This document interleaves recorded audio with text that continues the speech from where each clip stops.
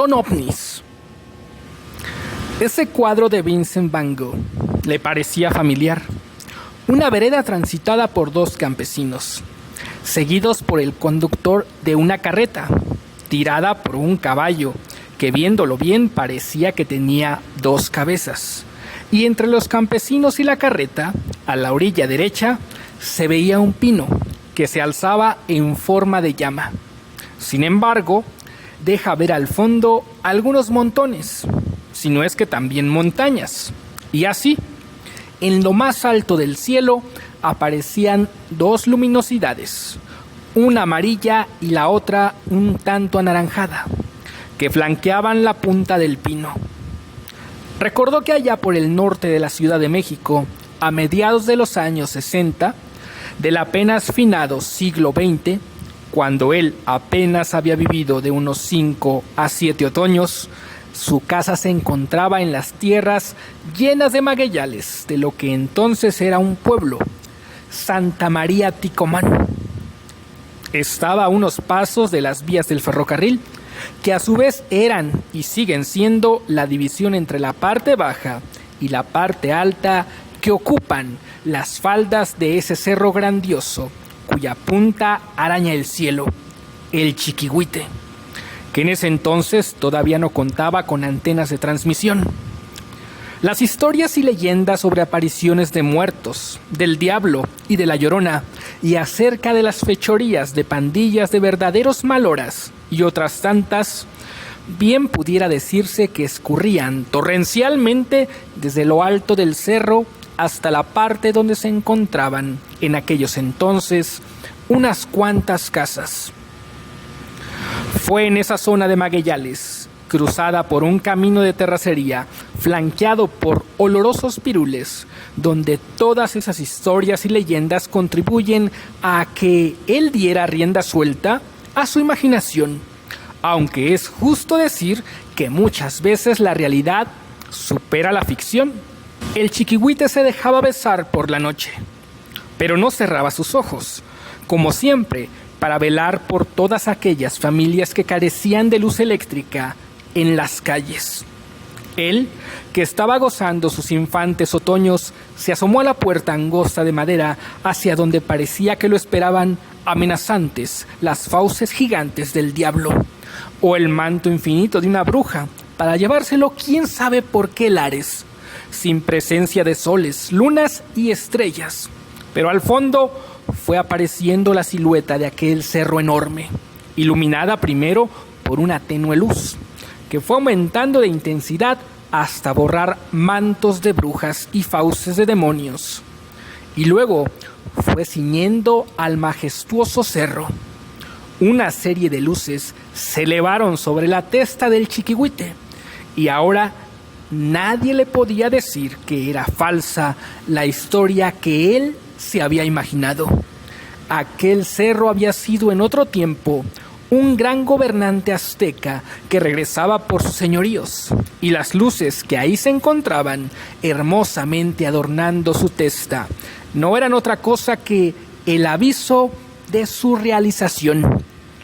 Ahora ya nada más le faltaba ver cómo el Chiquihuite se transformaba en ese gobernante. A él le parecía que al señor azteca ya se le iba configurando el rostro, que en cualquier momento abriría sus ojos para llamarlo precisamente a él, a formar parte de su reinado, cuando de pronto observó que las luces que ceñían su cabeza se elevaron y se dirigieron en un intempestivo santiamén hacia el oriente. Mas él no se desanimó, porque concluyó que esas luces bellísimas eran la extensión resplandeciente del penacho de su gobernante azteca.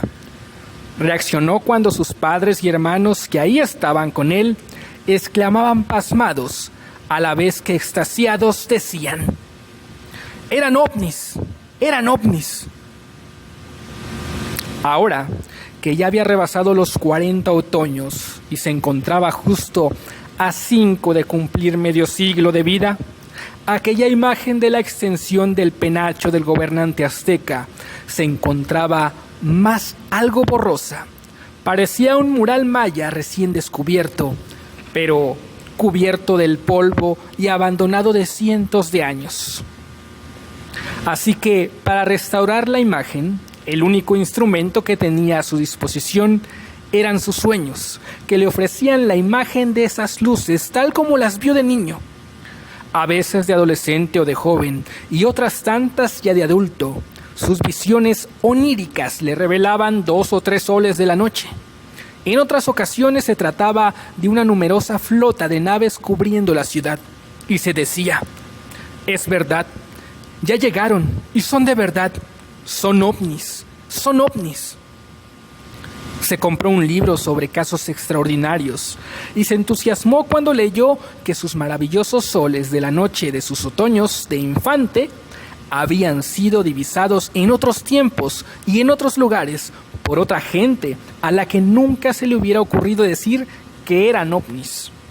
Y leía estas palabras de un tal Julio Obsecuente, que escribió en una obra que tituló El libro de los prodigios lo siguiente: en Murtino se avistaron 3 soles hacia la hora tercia del día, que se unieron en un solo globo.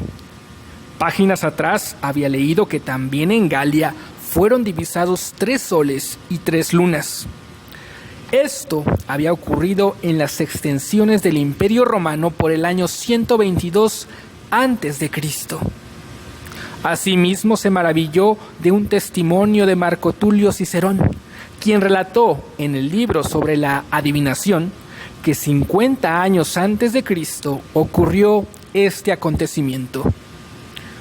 Muchas son las veces que nuestro Senado pidió a los decemvinos consultar a los oráculos, cuando se vieron 2 soles, o cuando aparecieron 3 lunas y unas llamas de fuego fueron observadas en el cielo, o en aquella otra noche cuando, al tiempo que se oyeron ruidos en el cielo, una nube pareció estallar y se observaron extraños globos en el cielo.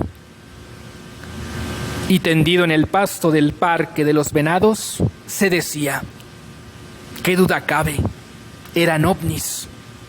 Los testimonios y videos sobre objetos voladores no identificados, que de continuo se transmiten en programas de televisión o en revistas, no le hacían mucha gracia, porque consideraba que muchos de ellos, por no decir que todos, eran meras invenciones basadas en manipulaciones de imágenes, de tal manera que si alguna de ellas o algún testimonio era auténtico, no tendría ninguna credibilidad, así se tratara de casos maravillosos. Ayer domingo se fue de paseo con su esposa y sus 2 hijas al bosque de la Marquesa. Las niñas pasearon a caballo y luego, juntos se dirigieron a un pequeño lago a remar. Hacía frío, pero con esa dicha de estar todos juntos, ¿qué importaba el clima? Al irse tambaleando la tarde, decidieron regresar a su casa, al norte de la ciudad. Pero las nubes se les adelantaron y decidieron congregarse para hablar sobre temas muy serios. Y es que el cielo se veía lleno de furia negra. Unas nubes lanzaban voces graves, otras lanzaban sus lanzas blancas de guerra. Aquellas, sin más, se defendieron con municiones de hielo, y esas otras decidieron que lo mejor era enfriar la situación, por lo que dejaron precipitar inmensos baldes de agua fría. La familia decidió aguardar adentro de su camioneta. Así de golpe, la oscuridad bañada los envolvió. Luego de 2 horas, las nubes decretaron una tregua y decidieron seguir su batalla más allá de las montañas del poniente. La luna empezó a iluminar el camino y la familia decidió emprender el regreso a eso de las 8:45. Él encendió el motor, pero la batería parecía no responder. Abrió la cajuela para revisar si había algún desperfecto, pero no observó nada fuera de lo común. Su probador de corriente le indicaba que todo estaba bien, así que volvió a intentar arrancar el vehículo. El tiempo transcurría lentamente. Por fin el motor echó a andar. Entonces iniciaron el regreso, pero hubo un hecho que a toda la familia le llamó mucho la atención. Al salir de la Marquesa, notaron que a su alrededor no se veía a nadie. Se dieron cuenta de que para entonces Ya era medianoche.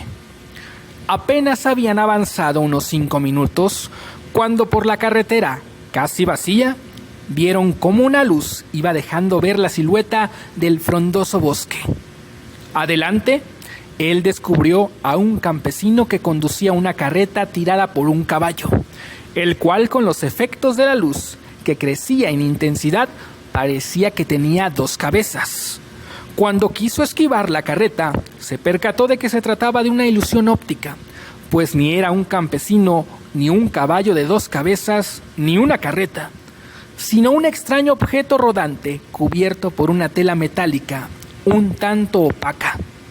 Y entonces aparecieron 3 inmensas luces anaranjadas y 3 brillantes lunas de menor tamaño ascendieron lentamente sobre el bosque a la vista de la familia.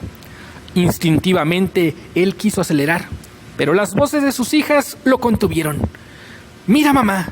¡Mira, papá!», gritaban felices por el espectáculo. La luz mayor descendió y con una fuerza de atracción se llevó consigo al falso campesino, carreta y caballo de 2 cabezas. Luego de eso, la nave se volvió a elevar, se emparejó con las otras y en un santiamén cruzaron con extraordinaria velocidad el cielo que besaba al poniente de esos bosques. Extasiados, él y su esposa exclamaron: «¡Son ovnis! ¡Son ovnis!». Pero sus hijas, henchidas también de la emoción, los corrigieron con gran entusiasmo. «No, es el penacho del gobernante azteca, del que nos contaste, papá». ¿Y tú? ¿Ya encontraste el sabor del miedo? Relato narrado por Alex Fénix.